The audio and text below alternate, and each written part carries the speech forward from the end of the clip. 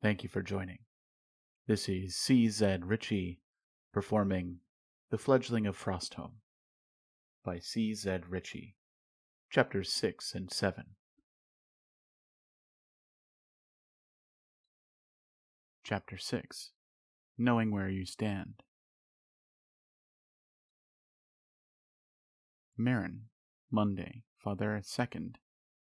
The majority of the space in Spire was dedicated to places where students could safely fight each other. Deep under Spire were even more rooms, including the massive stadium. All 4 years of students were required to attend the first assembly of the year, each taking a quarter of the real estate of the seating. Of course, as the classes got older, there were fewer students. The freshman class wore the colors of their teachers: red, blue, light green, and brown. There was no sense of camaraderie between the 4 first-year groups. All the classes were mixed together in the stadium seats, resulting in a random array of colors. Conversely, the sophomore class separated themselves into 4 neat groups. They wore white robes trimmed with the colors of their teacher, also red, blue, light green, and brown. The juniors wore white robes with no colors. Marin glanced longingly toward the senior class, all wearing gray robes. Even growing up on a farm on the other side of the continent, she knew how much work it took to be a sorcerer about to graduate from Spire. There were only 15. To her, those 15 students could be considered bona fide master sorcerers. Marin wore one of the student uniforms she'd found in her closet. It didn't seem mandatory, but Marin loved the feel of these new robes, and found their bright blue colors very appealing. She also loved how heavy and expensive the robes felt. Marin had always been conscious of her weight, and the thick cloth layer made her feel safer. Marin could have chosen a neil blue tunic or even a vest. The fully stocked closet had many different blue options for her to wear. However, she loved how secure she felt in the classic sorcerer robe and cloak.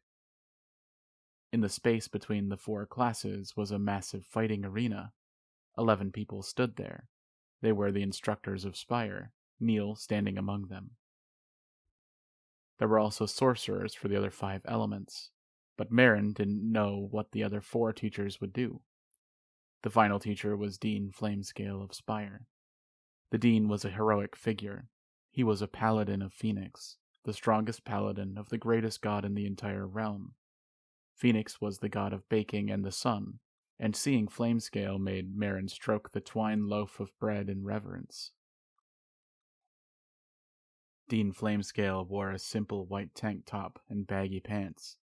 The black tattoo on his left arm, the famous tattoo of the Phoenix, gave away who he was.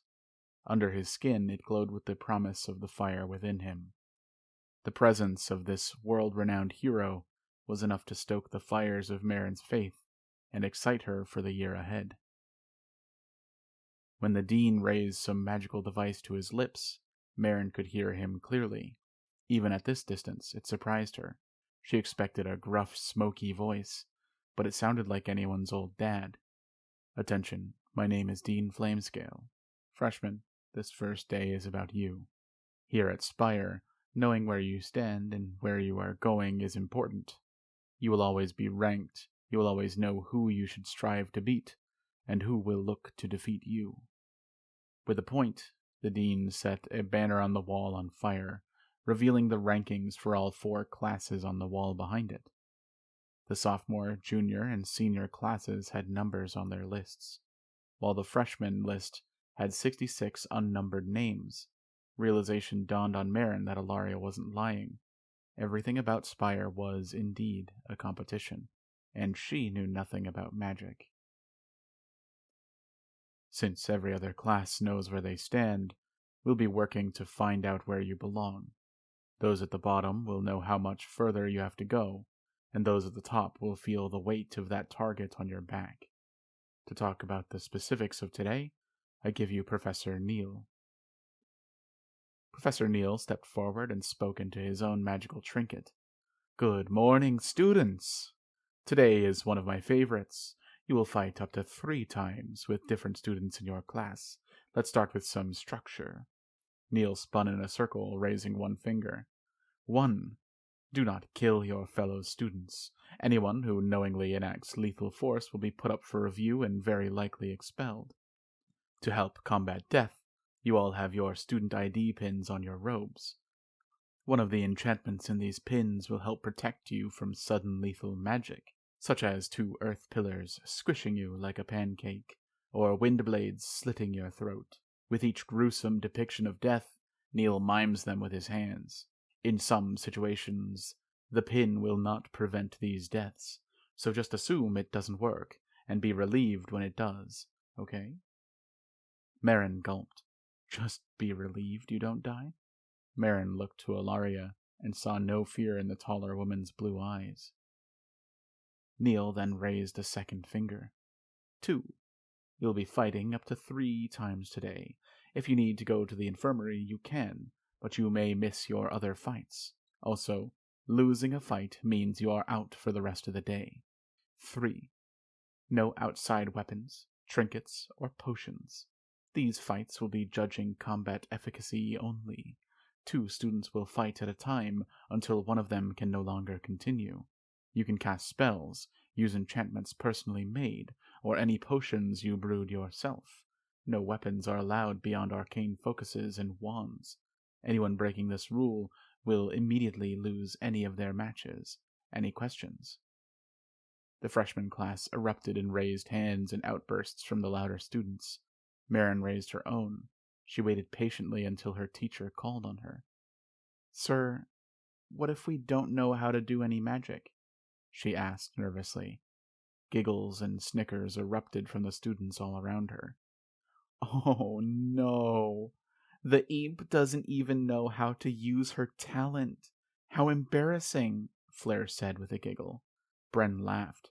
With each laugh, her brown curls bobbed, and her emerald earrings swung.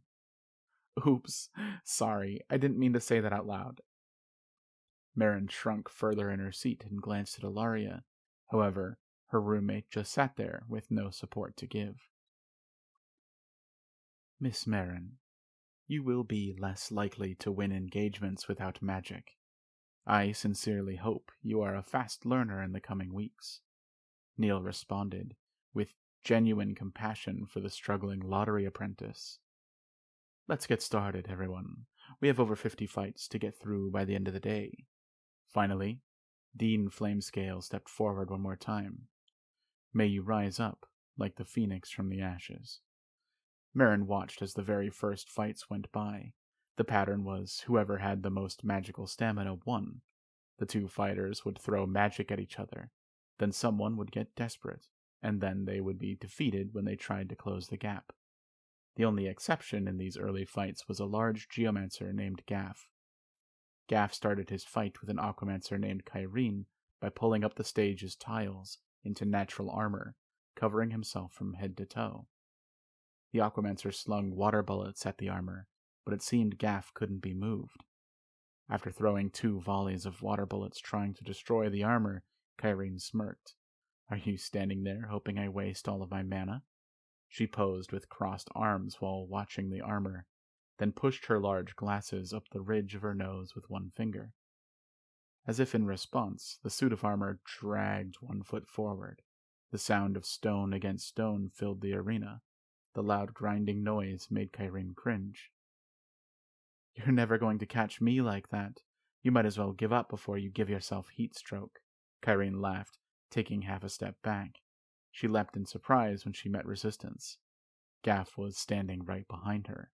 He had used the noise of the armor moving forward to burrow under her. Now he quickly grabbed both of her forearms and held them to her sides.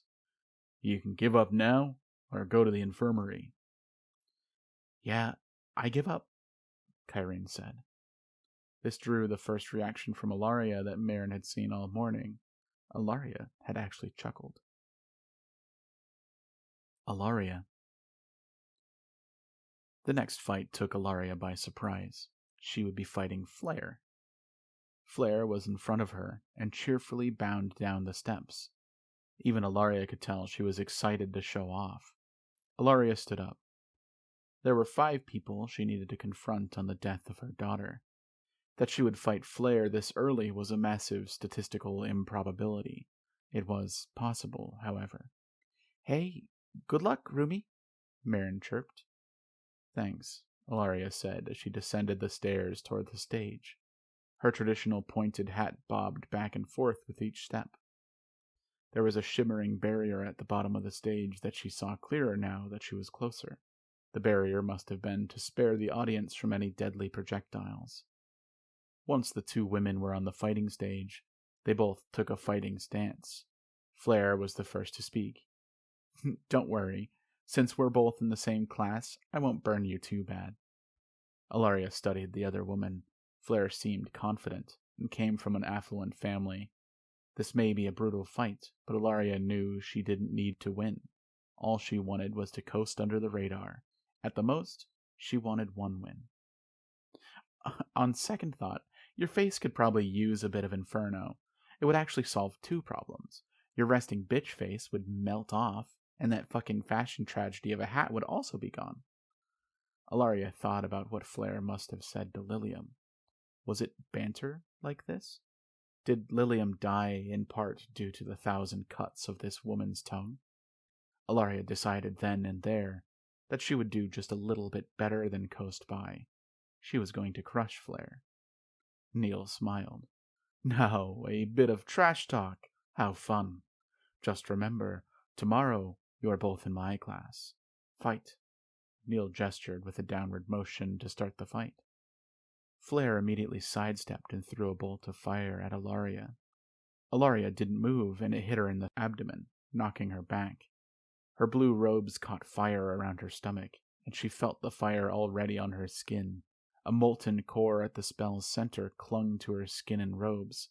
Ilaria stared at Flare, and she reached down, and using one gloved hand, grabbed the solid components of Flare's spell and tossed them to the ground. Ilaria gently patted the fire out, revealing burned skin beneath her burnt robe. "You see, Flare, fire always looks more powerful than it is. When you realize just how inefficient it is, you know it as the weakest of all elements," Ilaria said. "You fucking idiot. Fire is the bark and the bite. It is the envy of all sorcerers." Flare shouts as she prepares 2 more casts of her firebolt. She throws them both, but this time Ilaria dodges between them. "No, and I will prove it to you by beating you with just 1 cast," Ilaria responded, continuously changing directions as Flare continued her onslaught of firebolts. If she was going to defeat Flare with 1 cast, it wouldn't be to prove a point. It would be because any effective spell Ilaria cast would be all she could do before she was completely spent. Flare was more skilled than Ilaria had thought she would be. First, there was the molten rock component of the fire spell. It meant that she couldn't just run straight at Flare. A direct hit from close range would stagger Ilaria, creating an opening for more spells. Secondly, there was the frequency of casts. Flare not only memorized the cantrip she used, but she had practiced it extensively. Finally, Flare had stamina, more mana than any 18-year-old sorcerer had any right having. Probably thanks to a private tutor who trained her to fight with her specialized magic. Ilaria moved to dodge, but Flare had gotten used to Ilaria's movements. Flare clipped Ilaria in the shoulder at an inopportune time, and Ilaria fell back. Flare pushed the advantage on the black-haired woman, but Ilaria rolled back onto her feet. Standing up, she realized the fire on her shoulder had also leapt to her hat. She put it out and removed the melting rock from her skin and clothes. Ilaria could smell the charred cloth now. With the distance increased again, there was a calm until Flare started giggling. "See, homeschool girl, you are going to lose. You're just making it more painful." "Oh, maybe you like pain. Is that why you wear that joke on your head?" "Do you want to know why they used to wear hats like these? The great sorcerers of old?" "Because they were fucking dumb?" Flare responded. "Some say it was to show where the sorcerers were on the battlefield. Sorcerers drive terror into the hearts of their enemies. Others say it was to allow more room to display ribbons and accolades. Do you want to know the truth? Ilaria said, pacing around Flare like a tiger ready to strike. I already know the truth. The old wizards were drunk old men with no taste. Oh, and they wore dumb hats because they are fucking dumb, Flare said. No, Ilaria said as she finally lunged. The speed with which Ilaria changed course made Flare's brown eyes bloom in surprise. Flare threw 2 bolts, but Ilaria kneeled and ducked under them. Ilaria began weaving her one spell. While the kneeling mage could tell Flare had been extensively practicing her magic, it was nothing compared to the alacrity of Ilaria's casting. This one cantrip would take every bit of Ilaria's mana to cast. Flare saw her moment and threw a final firebolt down at the kneeling Ilaria. Ilaria channeled her gust cantrip, putting every ounce of mana into it. She released it, but not at Flare. Ilaria cast it under her knees, causing her to launch upwards and forward, flying over the firebolt. Flare was out of options. Flare started raising her arms to block, but Ilaria sprinted the last step and punched the pyromancer hard in the face. Comprehension slowly returned to Flare's face, but she was already on the ground. Ilaria stopped above Flare, her cloak tattered and her robes burned at the stomach. With the wide brim of her hat, Ilaria blocked out the room's light for Flare. I wear this hat because the only thing worse than being broken and humiliated is being broken and humiliated by a real bad motherfucker in a silly hat. Ilaria snarled at the downed Flare, then raised a fist. I concede, Flare shouted, raising her hands above her head. Ilaria lowered her fist and calmly walked over to kneel. I'm going to rest in the infirmary for the day. I could continue another fight, but I don't want to. Before she walked away, Ilaria read exasperation on Neil's features. Marin. Ilaria was amazing, Marin thought. Instead of using a Windblade cantrip, a gust to avoid Flare's attack, or even a gale to knock her down, Ilaria just punched Flare in the face. Marin knew there was probably more to it, but she was too far away to see any details or hear any talking. After another hour of waiting, it was her turn. She was going to fight a mage wearing brown robes named Justice. He was in the Geomancer's class. Marin thought that it could be that they were a Geomancer too, like Gaff. Marin thought about how she would fight someone like Gaff, bigger and stronger, and with more experience. She believed that the only way she could win was by using her chaotic magic experience. If she let them land a hit on her like Ilaria let Flare, it could stir up strong enough emotions to leverage her chaotic magic. As Marin saw her opponent, she felt an ounce of relief. The man standing opposite her was even shorter than she was. I could totally close the gap and give him a good blast, Marin thought. The geomancy teacher was the referee for this fight, and she watched the referee closely for his mark. He was massive, almost 8 feet tall, and his skin appeared to be made of shale. On the front and back of his vest were embroidered letters with his heroic moniker, Granite Guardian. She was going to annihilate the short man with the stubbly goatee. She didn't need proper magic to be the best in the class. Marin was toughened by a decade of manual labor on the farm, and Justice looked like he was just out of puberty. As the professor's large stone hand raised, she watched it with intensity. Here you go, Marin. This is your time to shine, she thought. The hand went down. As the referee's hand finished its arc, Marin felt something strange and went unconscious. Callow. Callow walked down the stairs to his fight. He was the last of Neil's students to have active matches. He had won both of his previous duels pretty handily. However, he was also present for his opponent's fights, and knew that the Aquamancer opposite him was very talented. His opponent was a water mage named Samwin. Callow knew this should be an easy fight. Cryomancers were notoriously strong against Aquamancers. Samwin wore light green robes, indicating he was in Professor Aaron's class. Samwyn's cheek was badly scarred, and the young man's left eye had a milky-looking iris. Callow had mastered one very simple cryomantic spell, a heatless barrier, cold enough to freeze surface water on contact. Once the water froze, it was then his to command. "Last fight, boys. I hope you're ready. This one might decide the first position," Professor Rieta said, the purple-robed mage refereeing this late into the day. "Yes, ma'am," Callow said. Samwyn nodded, getting his hands ready to cast. Callow sprinted forward as soon as the electromancer gave the word, not wanting to give Samwyn time to think. To his surprise, the mage in the light green robes also sprinted at him. Callow summoned a barrier of cold around himself. It was hardly a physical barrier, but it would make someone think twice before touching it. However, Samwyn was one step ahead of him. Samwyn punched towards Callow's face, coating his hand in water. The water started to freeze, but it insulated Samwyn's hand from the cold. Instead of harming Samwyn or giving himself more ammunition, a fist covered in ice was flying toward Callow's face. Callow could only do damage control. He cast a cantrip to make the accumulated ice explode outward.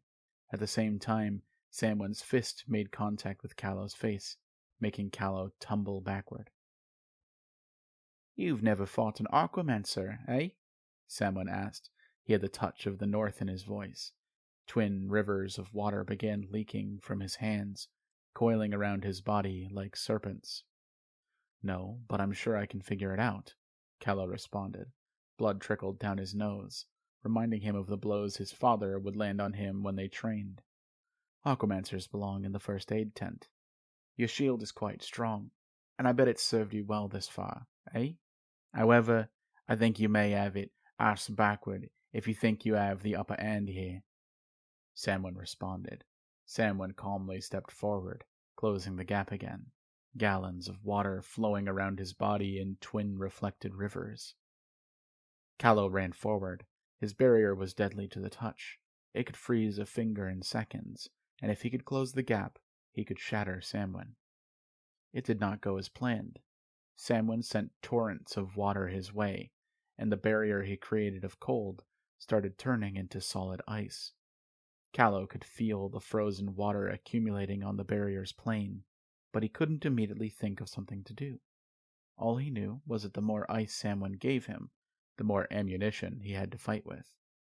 Seconds later, every square inch of his spherical cold barrier had turned to ice. Usually, only the slightest amount of ice accumulated from water vapor in the air, but Samwyn kept packing sheet upon sheet. Callow's barrier was invisible on its own, and he had control over the flow of heat inside and out. This was impossible now. The ice entombed Callow, a tomb that only got darker and colder. The Ice Mage was less affected by the frosty interior due to his natural comfort in the cold. Instead of being a shield, the ice barrier was thousands of swords that Callow did not know how to wield. Callow needed to make a decision. He summoned all his strength and started to break his barrier. Every crack that formed sounded like a cracking whip made of metal. Twang! Callow had never done this before, and every crack made his heart flutter with fear. Twang! Twang! Callow took a massive risk. It may have been dangerous if he struck Samwyn hard enough, but it was the only route he saw to victory. The thick ice bubble exploded, shooting massive ice blades out from his central position. The countless shards shot in every direction and embedded themselves into the ceiling and arena tiling. The rest hit the barrier at the arena's edge, which kept the spectators safe. Callow felt a welcome wave of warmth wash over him, and then realized that shooting pain accompanied it. He looked around for Samwyn, only to realize Samwyn was right behind him. Callow saw Samwyn had blades of swirling water, which had shredded through his calf muscles and tendons. Samwyn was unharmed, and Callow fell to the ground, unable to continue the fight. Chapter 7 Hitaru's Blessing. Ilaria. Ilaria lay in the infirmary, covered in a thick layer of soil. She was recovering from the burns inflicted by flare and the massive mana expenditure used to cast a single jump spell. The healer on staff was an earth healer. The third-year student that went by Size had filled Ilaria's bed with potent healing soil until just Ilaria's face, lily, and hat brim poked out. Ilaria thought the self-inflicted moniker was silly, especially for a healer, but decided to focus on meditating to recover. Another healer on staff wheeled a twitching young woman into the infirmary. Ilaria lost her focus when she noticed this person was Marin. Marin seemed to be okay, mostly. Every couple of seconds, Marin would twitch and spasm involuntarily. "Don't worry, Marin. Let me just get a read on your baseline, okay?"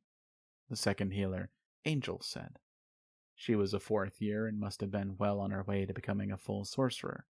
Her proficiency with healing showed, as she used her command with electric magic to read what storm was happening inside Marin's brain. By to BK? Marin asked, after a couple seconds of this electrical probing. That was some shock, but you'll be fine. It doesn't even look bad enough to require a higher level spell. Just close your eyes and let the magic heal you, the 4th-year student replied. Ilaria saw Marin close her eyes and give way to the student's magical static fingers. After minutes, the buzzing next to Ilaria's bed stopped, and the 4th-year student said, "There you go. You should be good as new. Just stay here for another hour after drinking the potion, and then you can go." Marin opened her eyes and took in her surroundings. Before Marin could respond, Angel jogged back out of the infirmary toward her next patient. She turned her eyes and looked at the face peering out of the mound of dirt next to her. Marin couldn't help but giggle. "You look like a worm. What happened to you?" Ilaria asked, having had enough meditation for now. "Some electricity man named Justice shot me in the brain. If you ask me, that seems like trying to kill someone." Spire wouldn't dare admit an electromancer that didn't already have excellent control. It is bad luck you ran into one. You also have to keep in mind that lethal in Spire means unrecoverable. You would be surprised what brinks the healers can bring you back from, the mound of dirt with a face monologued. "I guess that makes sense. I just wish I could have proved myself more. My fight literally lasted the amount of time it took me to faceplant into the ground. I wish I were like you. That was the coolest thing I have ever seen anyone do," Marin said. Marin did seem to be back to her natural self. The geomancer, Size, brought Marin over a minor healing potion. This little red potion significantly increased the body's innate healing factor. If Marin presented no symptoms after observation with the brew, then her body had fully recovered. "All I did was punch a bitch in the face. I think she deserved it after what she said about you," Ilaria said, hiding the real motive behind her passionate first fight. Ilaria channeled how Xenathor's daughter used to speak when she was most relaxed around him, and she hoped it sounded at least somewhat natural. She wasn't comfortable with vulgarity or sass, but she was proficient. "Are you kidding? You did something, and the look on her face when she couldn't hit you was priceless." "Oh no, I'm about to get knocked on my flat ass." Marin flew into a giggle fit, and Ilaria let herself smile at the memory. "How do you think we did?" Marin asked. "There are 66 students in our class. I will fall somewhere in the 30th to 35th range. The teachers won't like that I gave up after winning, and I won my first fight without demonstrating anything magically impressive. You will be in the high 40s, only because you got shot down by a first-year electromancer. Everyone loses to the electromancers in the first year," Ilaria explained. "You don't think I deserve bottom 10? Marin asked. "Of course not. The professors will save the bottom 10 ranks for the cowards and those that make terrible decisions.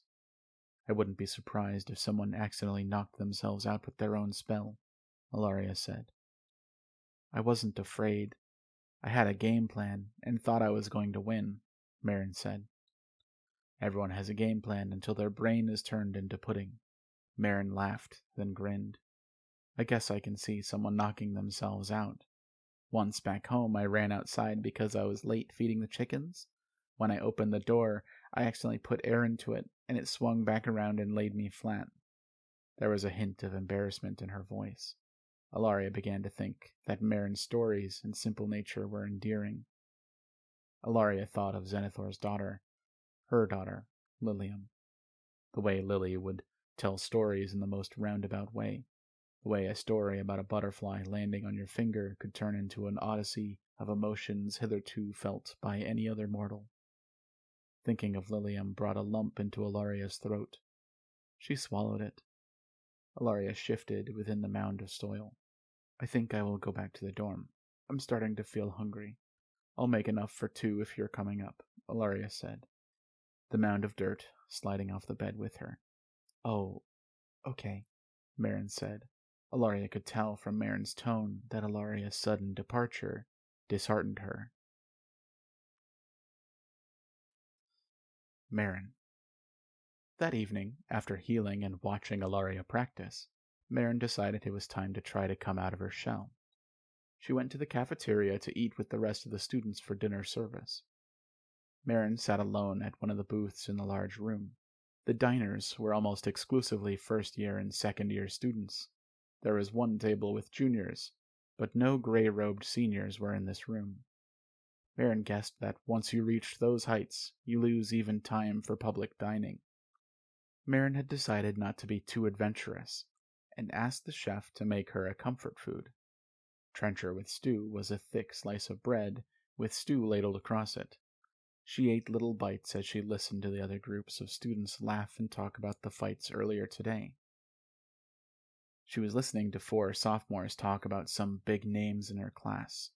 This included statements like, "Of course she's strong. Her brother's Professor Aaron. She overheated the stage." And, "I'm happy Tara isn't in our class." Marin thought about what it would be like to be so powerful. Marin wished she could impress people like that. Ash, I wish I could impress anyone, Marin thought. While Marin daydreamed, picking at her trencher and stew, she heard a familiar voice. "You know, they have, any food you could possibly want here. Why would you choose vegetable stew and a boring old slice of bread?" Flair asked. Flair was standing with Bren, and a third girl whom Marin didn't recognize. This girl wore blue robes, meaning she was in the same class as herself. The girl also had an oversized long staff strapped over her shoulder. "Yes, I thought that maybe it'd be nice. I've been away from home for 3 weeks and I miss my family," Marin responded, hoping to endear herself to the women enough for them to move on. "Why don't you just send to them using a sending stone? I will send to Daddy, every day if he answers," Bren responds. "By Hitaru's will, cut the cord already, Bren," Flair teased. "Dads don't have umbilicuses," Bren snaps. Flair starts to giggle at the word umbilicus, and the giggle spreads to Marin and the 4th girl. "Umbilicus isn't a word," Flair squeals, and everyone but Bren laughs uproariously. Marin holds a hand to her mouth, trying to stifle it. Bren's head snaps to Marin, the momentum making her massive emerald earrings swing then sway. "Hey, imp, do you think you've earned the right to laugh at me? You better guess again. I will lay you flat faster than any lightning bolt, bitch." Bren snaps. Marin tried to stop giggling, but the anger on Bren's face made her nervous. Marin couldn't help her nerves as the laughter turned into a giggling sob. I'm sorry." "Hey, ladies, you're crowding the woman. Give her some space," a deep voice said, and a familiar man stepped forward. The geomancer, Gaff, towered over the trio that crowded Marin's booth. "Yeah, whatever. I was just trying to be nice," Flair said before she stormed off, Bren and the blue-robed woman walking behind her in formation. "Are you all right? My name's Gaff." Gaff sits down at the table. The large man had a tray of all different types of baked goods. A bowl of cream was in the middle of the slices of cakes, cookies, and tarts. I'm all right. There's still a lot to learn here, Marin said with a hint of sadness. She caught herself and changed the subject with a smile. Is that your dinner? Nah, I'm just celebrating with a dessert. 3 wins. Only 5 of us got 3 wins, you know, Gaff boasted. About those girls. They have to learn something, not you.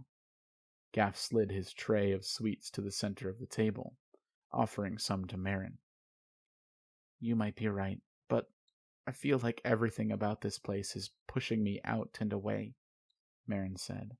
Sorry, I don't mean to vent to someone I just met, but I tried with my roommate, and she has the emotional availability of a brick wall, Marin apologized. Don't sweat it. Which one's your roommate? Gaff asked. He reached down, dipped the cake slice's tip into the cream saucer, and took a healthy bite. The one with the hat. Oh, her. She had that old-timey name, too, Gaff said through a delightful, crumb-dotted smile. Yes, Ilaria. I think she means well, Marin said. It's difficult to know how far behind I am, and she weaves spells so effortlessly. You didn't exactly make your fight with Kyrene look difficult either. Gaff responded with a mouth half full of chocolate cookies. Most of the students here are from smaller towns and villages, Gaff said before swallowing, where there are only a handful of talented individuals. They never saw more than 2 or maybe 3 schools of magic. I'm even further behind than that. Before Spire, I only saw 1 other mage. There was a traveling bard who stopped by our farm once. I was 8, I think. He played special aquamancy instruments, and that was the only time I'd ever seen talent before. It was enchanting. He could make crisp and clean notes on the chimes, and then use water to shift between clear and muffled sounds. It was beautiful. Marin was suddenly nervous about talking so much. Does that mean you want to be a bard? Gaff asked. Or did you just want to be a bard when you were young? Neither. When my talent developed, I just didn't want to be a burden. I broke many things our family couldn't afford to lose. That is rough. It must have been a tough place to be in for your family, Gaff said, with a tone of understanding. It was. My dad got the priests of the mother, but they were just holy men and didn't know any magic themselves. On the bright side, I had my own room for about a year until I figured out all my triggers. That's the worst. My talent emerged while I was camping. I learned that one of my triggers was squatting. I accidentally collapsed the latrine I had just finished digging. Gaff laughed. Oh no, Marin said before laughing herself. At least, there was something that could connect her to all these people. Anyways, if you wanted to continue venting, maybe we could do it in my room. I don't have a roommate, so you can just say whatever, Gaff said, his broad, chiseled face lit up with a charming smile. It was too charming for Marin's liking. Confident. I should go. Ilaria seemed upset earlier, and I should go check on her. Marin hurried out of the booth and stood up. It's okay. Hey, did I say something wrong? I didn't mean anything by it, Gaff said, going to leave his seat as well to follow Marin. No, you are cool. I enjoyed meeting you, Gaff. But my mom has a saying, don't let a rooster in the hen house if you want eggs for breakfast. I have a lot to worry about now and don't want to add to it, Marin explained as she retreated back toward the dorms. Ilaria. Ilaria was standing in her dorm room, continuing to practice. Even when using the Aeromancer's wand to channel the runes for her spells, Ilaria needed more significant movements to incorporate more mana into the spells. These actions resulted in a session that looked like martial arts, but with little puffs of wind here and there following the creation of a spell circle. Ilaria knew that her body was years behind where it should be for Spire. When Zenithor was 14, he recalled using aromancy to topple an entire cart of apples. Now, she was a college student, and would have to use every ounce of energy to push half as hard as Zenithor's childhood self. Marin burst into the room, and Ilaria could tell the young woman was upset. "You okay, bud?" Ilaria asked casually. Ilaria hoped to put the bare minimum into this interaction so that she could move on and focus on practicing.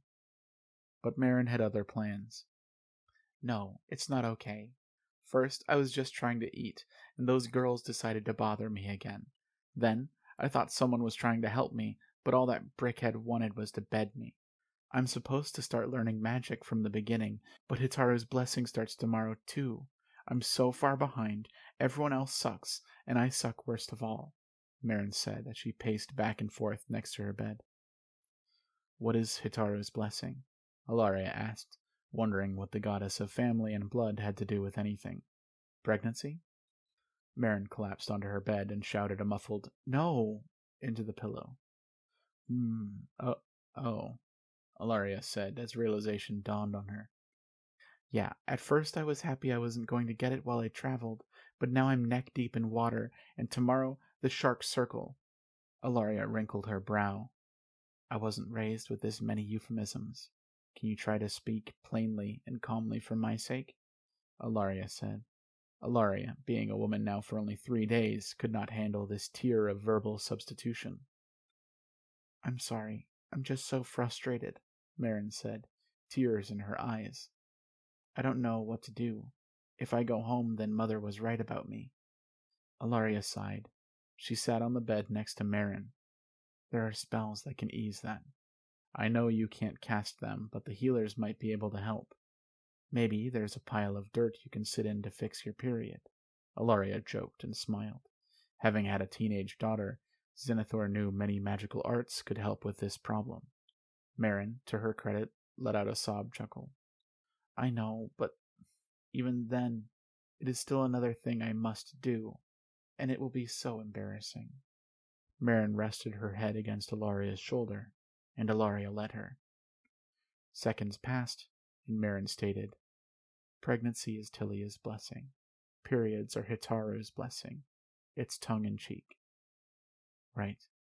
My family never put much stock into religion," Ilaria lied. Zenithor's wife, Celia, would often sing the Jester's song to Lilium as a baby. "And don't start going on about Phoenix's radiant light, or I swear you'll wind up on the rug." "I won't," Marin said. "But the stories are nice, and I always wanted to be a cleric or paladin of the Father or Mother. Do you have any aspirations?" Ilaria thought for a moment. Zenithor discovered the existence of the soul and its use in spellcasting. All Ilaria had to do was write a single arcane thesis and become the greatest sorcerer of all time. "I probably aspire to remove my uterus altogether before it becomes a hindrance," Ilaria responded thoughtfully. Marin paused, then laughed, a raucous exhale hard enough to make her fall back onto her bed. Ilaria continued to consider her more serious goals. She would have to use the pattern of her new body to look into Lilium's treasures to understand how Lilium felt. However, she would have to become stronger first. Her body couldn't cast the level 2 spell to start her investigation.